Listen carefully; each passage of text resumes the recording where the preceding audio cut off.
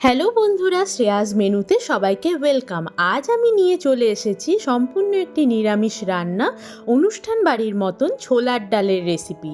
বাড়িতে যতই আমরা ছোলার ডাল বানাই, সেই অনুষ্ঠান বাড়ির মতন খেতে হয় না, তাই না? সেই জন্য আমার রেসিপিটা তোমাদের অবশ্যই ফলো করতে হবে, আর ভিডিওটা সেজন্য তোমাদের শেষ পর্যন্ত অবশ্যই দেখতে হবে। তাহলে চলো তাড়াতাড়ি দেখে নিই। একটা বাটিতে 1 চামচ আদা বাটা, 1 চামচ কাশ্মীরি লঙ্কা গুঁড়ো, 1 চামচ ধনে জিরে গুঁড়ো, 1/2 চামচ হলুদ গুঁড়ো জল দিয়ে বেশ ভালো করে মিক্স করে রাখতে হবে। এইভাবে শুকনো মশলাকে আগে থেকে জল দিয়ে মিক্স করে রাখলে রান্নার টেস্ট দ্বিগুণ হয়।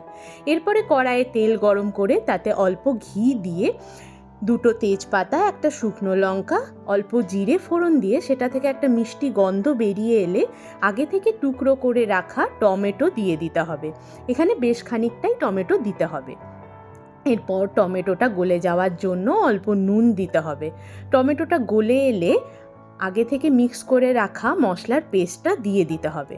এবার মশলাটাকে বেশ ভালো করে কষিয়ে নিতে হবে যতক্ষণ না তেলটা ছেড়ে আসছে।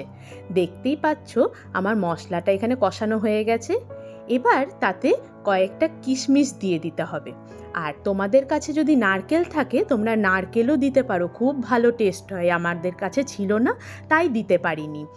এরপরে আগে থেকে সেদ্ধ করে রাখা নুন হলুদ দিয়ে ছোলার ডাল দিয়ে বেশ ভালো করে নেড়ে চেড়ে স্বাদ মতো নুন আর বেশ খানিকটা মিষ্টি দিতে হবে। আমি এখানে জাগারি পাউডার ইউজ করেছি, তোমরা চিনি ইউজ করতে পারো। ছোলার ডাল একটু মিষ্টি মিষ্টি হলে বেশ ভালোই লাগে। এরপরে নামানোর আগে অল্প গুঁড়ো গরম মশলা আর অল্প ঘি ছড়িয়ে দিয়ে স্ট্যান্ডিং টাইম দিয়ে নামিয়ে নিলেই রেডি ছোলার ডাল।